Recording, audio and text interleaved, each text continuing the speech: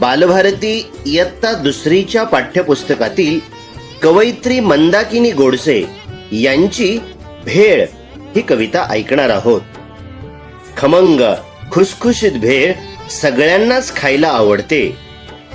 मग ही भेळ कशी बरं बनवतात, ती तयार करण्यासाठी कोणकोणते पदार्थ वापरतात याचे सारे वर्णन भेळ या कवितेतून आपण ऐकूया.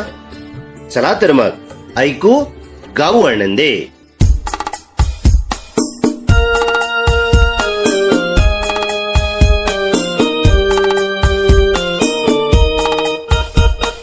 आई आई करना ग भेळ, छे रे बाबा मला नाही वेळ. आई आई करना ग भेळ, छे रे बाबा मला नाही वेळ. एवढे कसले नाराज होता, भेळ करू बघता बघता.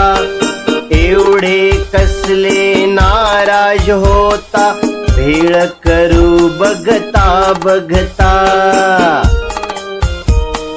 चुरमुरे घ्या कुरकुरीत, शेव पापडी चुरचुरीत. टोमॅटो कांदा कोथिंबीर अगदी बारीक छान चीर. पाणी खजूर थोडी चिंच कालवून चटणी केली मस्त. थोडं तिखट थोडं मीठ मिसळून टाका छान नीट. गोल बसा गालात हसा, वाटून घ्या पसा पसा. गोल बसा गालात हसा, वाटून घ्या पसा पसा.